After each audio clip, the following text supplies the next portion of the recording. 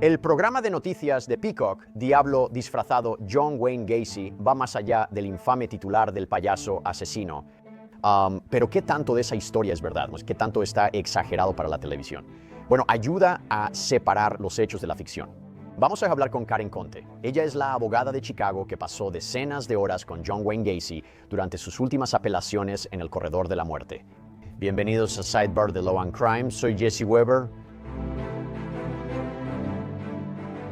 Ya llegó el nuevo análisis de Peacock sobre crímenes reales, El Diablo disfrazado John Wayne Gacy, y busca hacer algo muy diferente a otros programas que se han enfocado en asesinos seriales o crímenes reales. ¿Qué está haciendo diferente? Bueno, según la sinopsis del programa en Peacock, esta serie limitada no solo se enfoca en el monstruoso payaso asesino que creemos conocer, pero en cambio, y cito, despega las capas retorcidas de la vida de Gacy mientras entrelaza historias conmovedoras de sus víctimas, explorando el dolor, la culpa y el trauma de sus familias y amigos, y exponiendo los fracasos sistémicos, las oportunidades perdidas y los prejuicios sociales que alimentaron su reinado de terror.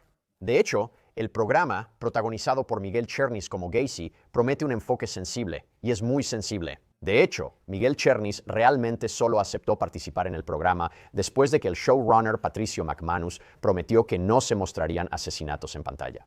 Eso es muy distinto a lo visto en otros programas, ¿verdad? Así que Chernis le dijo a Vanity Fair absolutamente de ninguna manera quería ser parte de algo que estuviera glorificando. John Gacy. La serie trata sobre él, las víctimas y la investigación.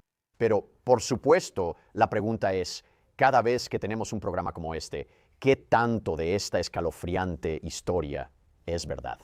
¿Qué hizo bien o mal el programa? Luego lo analizaremos más porque invitaremos a alguien. Karen Conte, quien es abogada y representó a Gacy durante su última apelación en el corredor de la muerte, pasó decenas de horas con él y obtendremos una visión sobre la verdadera historia de John Wayne Gacy. Pero primero retrocedamos al principio. ¿Qué sabemos sobre este asesino serial, de acuerdo? Imagina Chicago en los 70, en el tranquilo suburbio de Norwood Park Township. John Wayne Gacy era el tipo que parecía conocer todo el mundo. Era un contratista de construcción exitoso, un capitán de distrito demócrata, el tipo que incluso organizaba fiestas en el vecindario.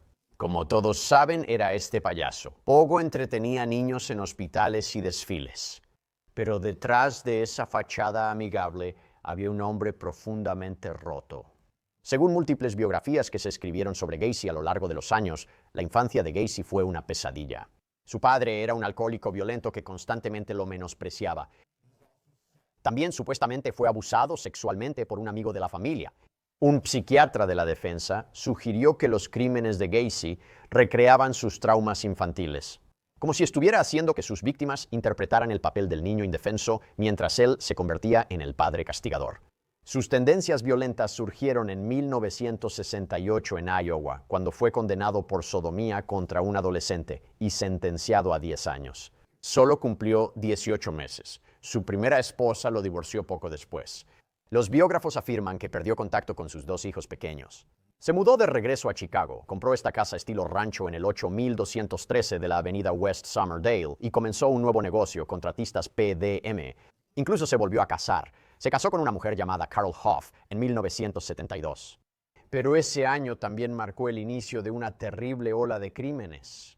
De 1972 a 1978 según las autoridades. Gacy atraía a jóvenes y adolescentes, a menudo trabajadores eventuales, sus propios empleados, personas que conocía en estaciones de autobuses, a su casa. Promesas de trabajo, promesas de dinero. Y luego usaba este truco de las esposas para inmovilizarlos diciendo que era parte de un truco de magia. Al final los golpeaba y estrangulaba. Es terrible. Y según el Chicago Tribune, su primera víctima conocida fue Timothy Jack McCoy, de 16 años, en 1972. Se piensa que su última víctima fue Robert Piest, de 15 años, en 1978, y fue la desaparición de Piest, por cierto, la que finalmente hizo que esta casa de naipes se viniera abajo. El 11 de diciembre de 1978, Piest le dijo a su madre que iba a ver a John Gacy por un trabajo en la farmacia donde laboraba, pero nunca volvió. Su madre, Elizabeth, presentó un reporte de persona desaparecida esa noche, lo que desencadenó una investigación que finalmente se centró en Gacy. La policía lo vigiló y obtuvo una orden de cateo.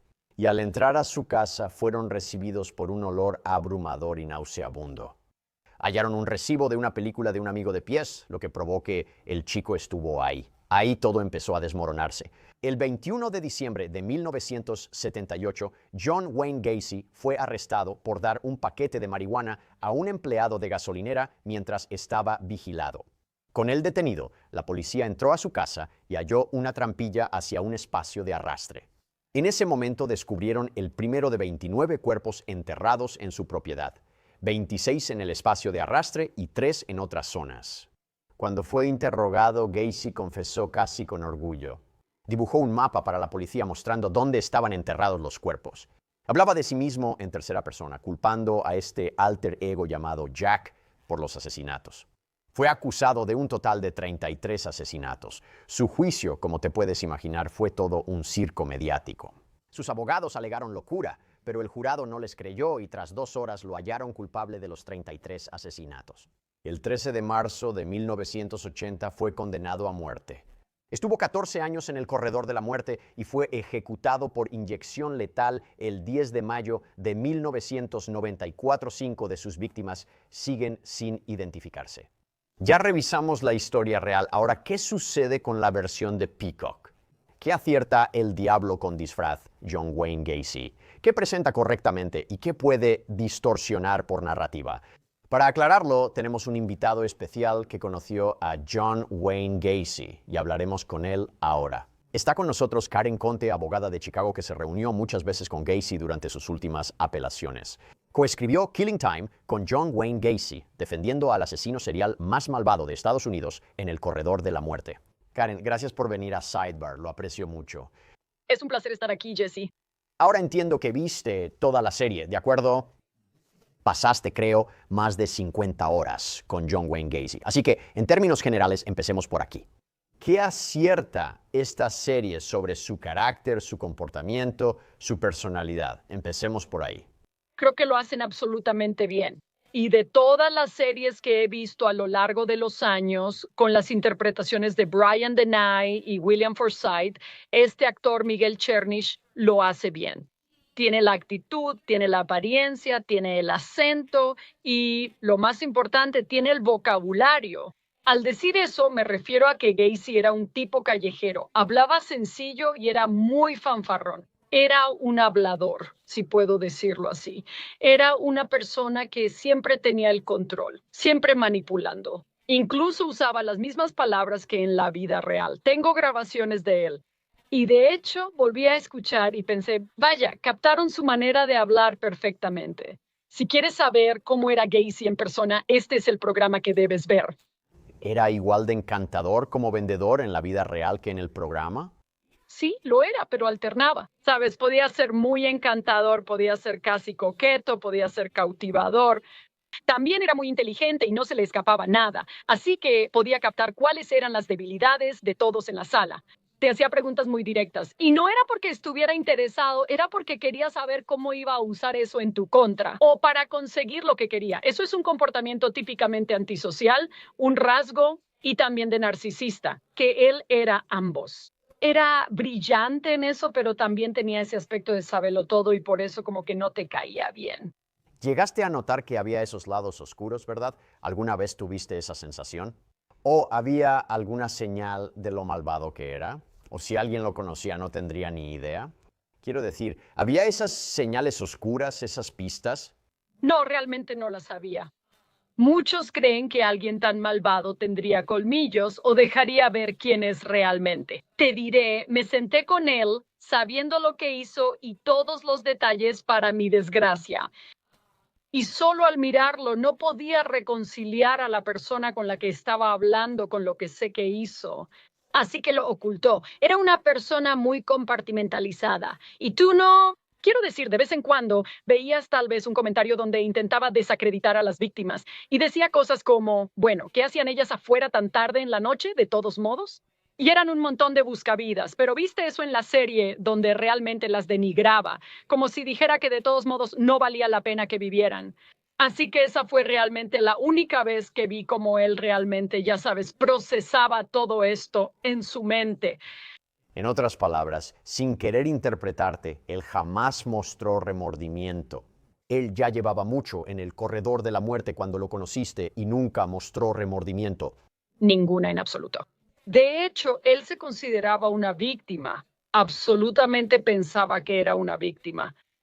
¿Ves en la serie cuando él habla con su abogada en el juicio y dice, maté a este tipo en defensa propia? Oh, este quería mi dinero. Oh, este me hizo esto. Ya sabes, 33 veces, ¿verdad?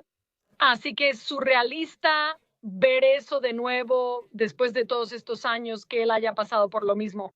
Quiero entrar un poco más en detalles aquí y ver qué podría ser verdad, puede que haya habido algunas licencias creativas.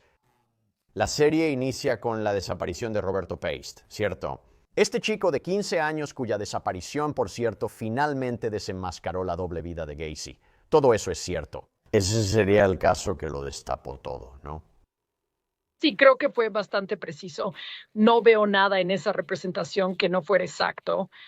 La pobre madre, es su cumpleaños, va a recoger a su hijo, su hermoso hijo de 15 años que está tratando de conseguir un trabajo y trabajando en una farmacia. Ella está en el estacionamiento, él no. Ella no sabe por qué Gacy se lo llevó, solo le dijo que le conseguiría un trabajo.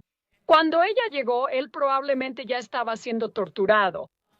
Así que sí, eso fue muy preciso. Y Robert Pist es la razón por la que Gacy finalmente fue atrapado. Y fue la madre quien insistió en el asunto para asegurarse de que la policía fuera a investigar. Y este es un caso, el de Robert Piest, sobre el que escribes de manera muy vívida en tu libro. ¿Qué significa para ti personalmente la historia de Robert? Tengo que decirte, sabes, que solo porque representé a alguien que hizo cosas tan horribles, no significa que no tenga compasión por las víctimas. Claro, represento a víctimas constantemente en distintos casos. Así que por alguna razón sentí una conexión con él. Representé a Gacy. Cuando salí de la Facultad de Derecho, él ya había cometido sus crímenes. Yo estaba en la preparatoria. Era el hombre del saco en mi infancia en Chicago. Por alguna razón sentí conexión con Peace porque teníamos la misma edad y estábamos en el mismo año de preparatoria. Era un chico que, ya sabes, te hubiera gustado salir con él, ¿sabes? Y simplemente por alguna razón. Él me persigue, Gacy no, Gacy nunca me asustó. Pero siempre sentí como, ¿qué pude haber hecho para salvar a este chico? Sé que suena ridículo, pero ¿se pudo haber evitado eso? ¿Se pudo haber salvado la vida de ese chico? Y ya sabes, es algo que me persigue. No lo entiendo. Por cierto, ¿cómo fue representarlo y cuáles eran los argumentos legales que estabas presentando? Analicemos más el caso. ¿Cómo lo representaste y cuáles eran tus argumentos? Era un caso perdido. Spoiler, no terminó bien. Pero ya sabes, al final, cuando ya tiene una fecha de ejecución establecida, ya se han agotado todos los recursos legales tradicionales. Todas las apelaciones que tienes durante 14 años ya se acabaron. Así que ahora estás haciendo tus últimas jugadas desesperadas. Y bueno, básicamente dijimos que no se podía usar la máquina de inyección letal porque era un método fallido de ejecución, lo cual sí falló. Con Gacy argumentamos todo sobre las instrucciones al jurado y que no tuvo un juicio justo. Ya sabes, todas esas cosas que de alguna manera volvimos a discutir, pero presentamos nuevos argumentos. Sabíamos que iba a ser difícil, pero te diré, parte de la razón por la que representé a Gacy fue porque estoy en contra de la pena de muerte.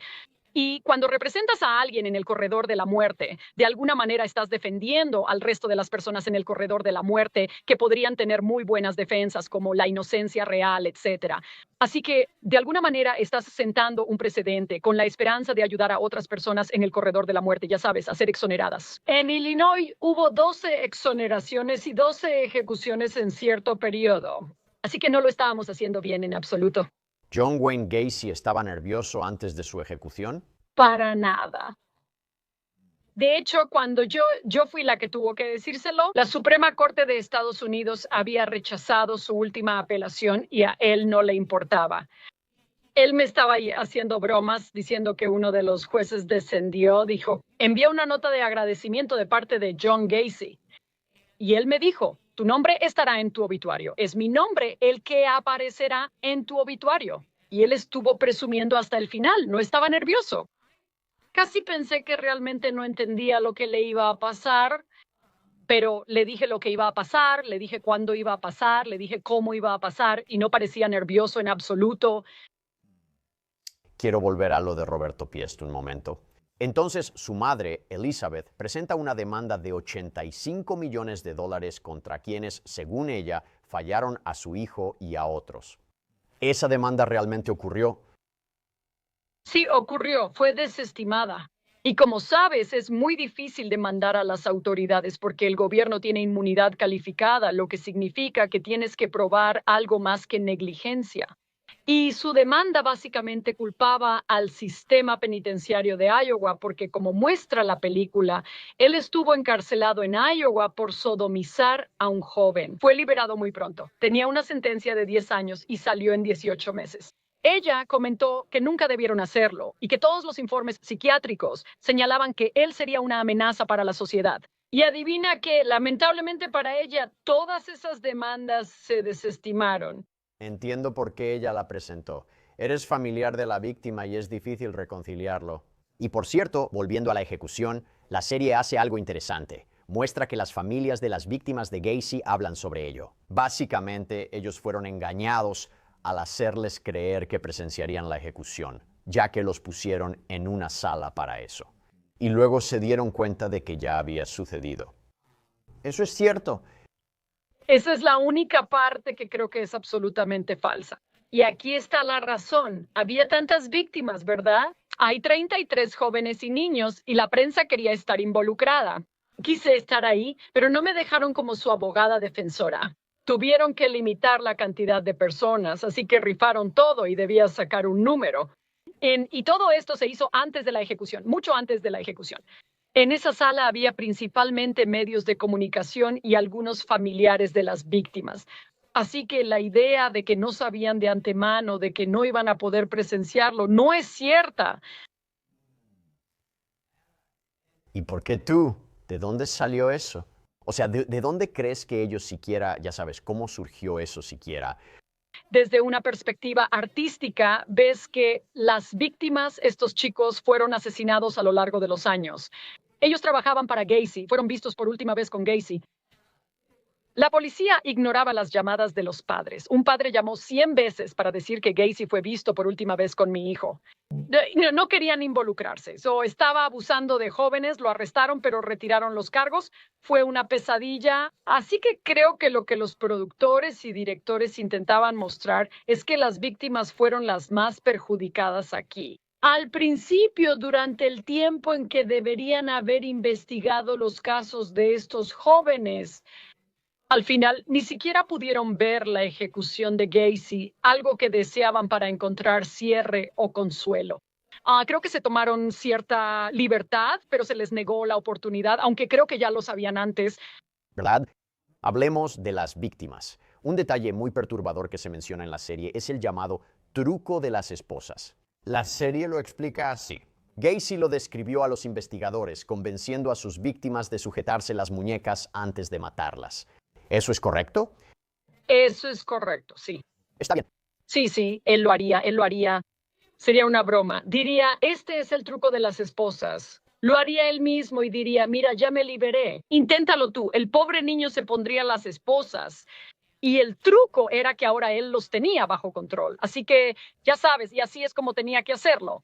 Porque Gacy no era un tipo grande, de hecho medía como 1,73 m, 1,75 m. No era un tipo particularmente fuerte. Y algunos de estos jóvenes, ya sabes, eran jóvenes y eran, ya sabes, ellos podrían haberlo enfrentado si no hubieran estado esposados. Así que sí, eso es cierto. Y mientras intentas entender estos crímenes y lo que hizo, hay esto. Escuchamos a este Gacy ficticio como refiriéndose a esta versión más oscura de sí mismo, este otro lado. Jack Hanley, ¿o es eso algo, un nombre que alguna vez te mencionó, este alter ego, algo así? Así que para cuando lo representé, él ya estaba muy institucionalizado y había formado su propia opinión sobre cómo quería ser visto. Así que nunca me habló de esas cosas. Probablemente leí como 35 centímetros de informes psiquiátricos y algunos de los psiquiatras decían, sí creo que tenía esta doble personalidad, casi como algo esquizofrénico. Donde entraba en este modo de Jack Hanley, era un oficial de policía que ayudaba a los chicos, pero ellos se subieron a su auto. Y luego, ya sabes, entonces era el buen Juan, quien era el hombre de familia y el tipo trabajador de negocios. No estoy segura de que yo aceptaría la idea de que él tenía una personalidad dividida. Creo que tenía un lado oscuro. Creo que algunos de los chicos que escaparon dijeron que algo le cambiaba la mirada. Tenía esa mirada oscura, esa mirada vacía cuando entraba en su modo de tortura. Y creo que escuchas eso de otras personas que son víctimas de asesinos y violadores. ¿Personalidad dividida? No, pero sí tenía dos lados distintos en su forma de ser. ¿Qué crees que lo llevó a hacerlo? Sí, no es esa la gran pregunta, y esa fue una de las cosas en las que pensé durante horas y horas y todavía lo sigo pensando. Creo que es tanto la naturaleza como la crianza. Él creció en un hogar tradicional de los años 40 y 50, donde el papá trabajaba y la mamá era pasiva. El padre era alcohólico y lo golpeaba, eso es seguro, pero muchos vienen de ese ambiente y no matan a 33 chicos. Así que creo que él supo desde joven que era homosexual, creo que fue criado en una familia católica estricta y en ese entonces la homosexualidad no era, ya sabes, no era aceptada y él trató de negar quién era. Y creo que él confundió la sexualidad con la violencia. Y creo que tal vez lo que él hacía era que cada vez que mataba a un joven que pensaba que podía ser homosexual, estaba matando una parte de sí mismo. Eso es lo que pienso. Es una perspectiva interesante. Es interesante verlo así. Cuando la gente piensa en John Wayne Gacy, destaca mucho el ángulo del payaso. Quiero analizar eso porque la serie muestra a Gacy como payaso en fiestas, desfiles, haciendo figuras con globos y visitando hospitales infantiles. Oculta su lado oscuro. En el programa él lo menciona. Ponerse el maquillaje de payaso era tan relajante como beber. ¿Qué tan precisa fue la representación del ángulo del payaso en este programa? Pensé que fue precisa. Gacy estaba orgulloso de ser payaso. Y solo para que quede claro para tus espectadores, o sea, él nunca se llevó a un chico cuando estaba disfrazado de payaso. Obviamente la gente no se subiría a un auto con un payaso. Él solo lo hacía aparte. Había un par de cosas. Eso lo hacía parecer y sentirse una buena persona, alguien caritativo que donaba su tiempo. También creo que eso ocultaba su lado oscuro y pienso que le permitía salirse con la suya haciendo cosas que tal vez no serían aceptables. En la serie, él menciona que disfrazado de payaso puede tocar a mujeres y hacer varias cosas porque es anónimo. Y creo que Gacy disfrutaba esa parte, esa máscara que le permitía ocultar su lado más oscuro mientras hacía sus malos pensamientos malvados, supongo. Sí, supuestamente dijo. Los payasos pueden salirse con la suya en un asesinato, ¿verdad? Esa parte es interesante porque el programa muestra el sesgo policial hacia hombres jóvenes, especialmente gays, lo que permitió que Gacy matara durante años. Quiero decir, en tu opinión, ¿eso es cierto? Había un sesgo sistémico, un prejuicio que permitió, ya sabes, que Gacy evadiera la captura durante algún tiempo. ¿La serie acertó en esa parte? Creo que realmente lo hizo bien. Creo que por primera vez realmente se está enfocando en que las autoridades no les creen a las víctimas o no les importan las víctimas. Recuerda, era otra época. Ser homosexual podía costarte el trabajo y en ciertos lugares aún era ilegal. Así que la policía realmente ignoraba a muchos de estos chicos y Gacy hizo un gran trabajo al convencer a la policía. Oh, ese chico huyó de casa, era prostituto y gay. Juegos bruscos. Eso es lo que hacen estos chicos. Era muy bueno y la policía le creyó porque era una persona respetable en la comunidad, tenía conexiones políticas y ganaba buen dinero. Los convenció de que estos chicos no valían la pena ser investigados. Creo que es muy triste. Y creo que debemos tener eso en mente cuando vemos que la gente comete crímenes y no seguir victimizando a las víctimas por sus circunstancias. Sí, cuando arrestaron a John Wayne Gacy en diciembre de 1978, los detectives hallaron 26 cuerpos bajo su casa, a pocos pasos de las casas vecinas. El actor Michael Chernis comentó a WBEZ de Chicago que el set fue diseñado para parecerse a cualquier vecindario cerca de un aeropuerto. Ordenado, común y aterrador en retrospectiva. ¿Sabes, Karen? El programa destaca que Gacy estaba muy involucrado en su comunidad. Hacía trabajo voluntario, organizaba fiestas y hasta conoció a la primera dama, Rosalind Carter. Todo eso era auténtico, ¿verdad? ¿Verdad? Todo eso representaba exactamente lo que pasaba. Por supuesto. Además, él estaba con Rosalind Carter aún teniendo una condena por sodomía. Y el servicio secreto no se dio cuenta de nada de eso. Quiero decir, él se les escapó tantas veces que ya sabes, eso sería un gran libro por sí solo. Y cómo se salió con la suya con todas las cosas que hizo. Y otra cosa que debería mencionar es que en ese entonces, cuando desaparecían niños, no había una base de datos que los conectara. Oye, aquí falta un niño, aquí falta un niño. De hecho, la policía de Chicago, incluso entre sus propias comisarías, no estaban conectadas cuando se trataba de papeleo. Y eso era puro papeleo, no había computadoras en ese entonces. Así que Des Plaines tenía una perspectiva completamente diferente de Gacy, porque ellos no estaban investigando nada de lo que la policía de Chicago debería haber estado investigando. Así que creo que si esto ocurriera hoy en día, tendríamos un resultado diferente. Eso espero por la conexión que tenemos ahora con nuestras bases de datos. Y las redes sociales, en resumen, sería difícil para él vigilar los teléfonos celulares. Hoy le sería muy difícil cometer estos crímenes. Claro, y creo que ahora entendemos más sobre los asesinos seriales. El que estuviera encarcelado y sentenciado a 10 años en Iowa debió ser una señal de alerta. Quiero decir, habría sido un delincuente sexual, habría tenido que registrarse. Todos en el vecindario habrían sabido quién era y lo que hizo. Así que sí, era una época diferente. Y ya sabes, ves los cambios y esos cambios obviamente son muy buenos. Por eso ahora hay menos asesinos seriales. Quiero hablar rápidamente sobre los abogados. Entonces, la serie muestra al abogado defensor de Gacy, Sam Amirante, como alguien dividido entre su deber profesional y un asco moral. Pero aún así, sintiéndose atraído básicamente por la notoriedad de esto. ¿Crees que eso fue preciso? Absolutamente preciso. Conozco a Sam y lo sé, y voy a decir esto. Quienes han estado vinculados legalmente con Gacy han tenido éxito en sus carreras, y me incluyo en ese grupo también. Bill Kunkel, el fiscal, llegó a ser un gran juez. Tuvo una exitosa carrera legal en un gran bufete. Terry Sullivan también escribió un libro y tuvo una gran carrera. Sabes, la gente se siente fascinada por tu asociación, así que te ponen en un pedestal sin ninguna razón, más que estar relacionado con un crimen horrible. No tiene sentido, pero ves eso todo el tiempo con abogados famosos. Sí, Sam Amirante. Cuando él estuvo presente durante esa confesión, hubo una escena, un par de escenas donde Gacy estaba bebiendo mucho y fue ahí donde le confesó a Sam. Y Sam, hasta el día de hoy, sigue profundamente afectado por escuchar los detalles de los crímenes, porque Gacy tenía una memoria excelente y era muy visual y podía relatar exactamente dónde estaba, dónde recogió a los chicos, cómo se veían, a veces sus nombres, cuáles eran sus recuerdos, qué les hizo. Y eso fue traumático para Sam. Pero Sam también cree firmemente que todos tienen derecho a una defensa. Así que creo que sí lo captó Jesse. Creo que el programa hizo un buen trabajo. ¿Y cómo ha afectado eso tu vida, tu carrera, el haberlo representado en algún momento? En ese momento fue terrible. Los clientes me dejaron y recibí amenazas de muerte. Pero después era más como si yo fuera una novedad.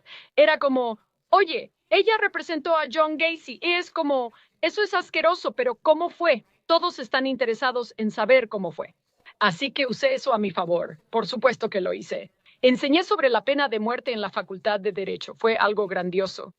Sabes, he hecho muchos comentarios legales. Tengo un programa de radio en Chicago porque me acostumbré a hablar con la prensa, escribí un libro y así que, ya sabes, creo que ha sido realmente bueno para mi carrera.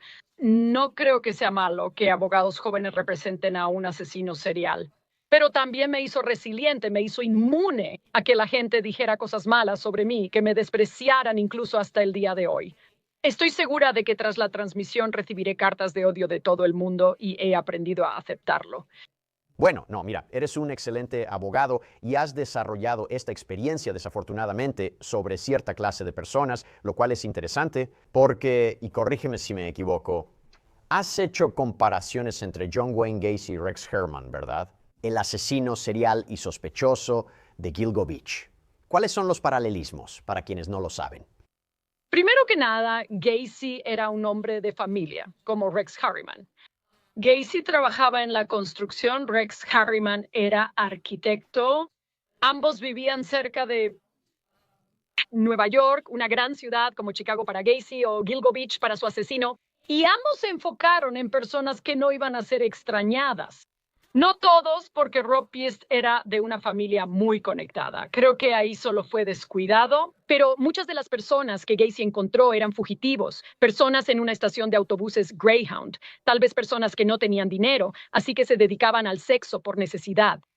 Sabemos que el asesinato de Gilgal Beach pasó desapercibido porque todas las víctimas eran trabajadoras sexuales.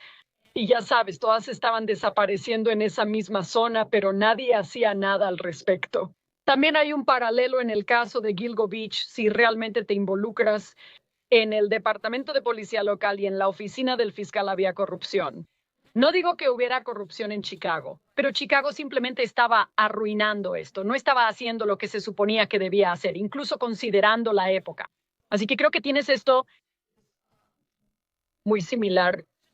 Él acechaba a sus víctimas, las elegía cuidadosamente. Creo que hay muchísimos paralelismos aquí. Sí, antes de concluir, solo para ver el panorama general, al mirar atrás en este programa, dijiste que es en su mayoría preciso, sobre todo al mostrar a Gacy. Mencionaste que algunos aspectos de la ejecución tuvieron licencias creativas. ¿Hubo algo más que sentiste que se exageró, que fue demasiado dramatizado? Cosas que tú, ¿qué? ¿Que no era exactamente cierto? Al reflexionar, ¿mencionaste algo de esto? Creo que esto simplemente es inexacto. Quiero aclarar las cosas. No creo que hubiera nada exagerado y por eso pienso que fue un buen trabajo, porque realmente no viste la violencia, pudieron mostrar la violencia, pero no era necesario verla. Sabemos que esto se centró en las víctimas. Sí, creo que la parte de las víctimas donde tenían a los niños antes de que Gacy los secuestrara, tienen relaciones, trabajos, aspiraciones y errores. Y creo que parte de eso probablemente fue ficcionalizado, porque ¿cómo lo sabrían? Probablemente no lo saben. Pero creo que eso contribuyó a la idea de que no eran solo chicos con su cara en un estrado, en una sala de audiencias. Estos eran niños con actividades y padres que se preocupaban por ellos. Y creo que, aunque eso fuera ficticio, le añadió importancia a esta serie.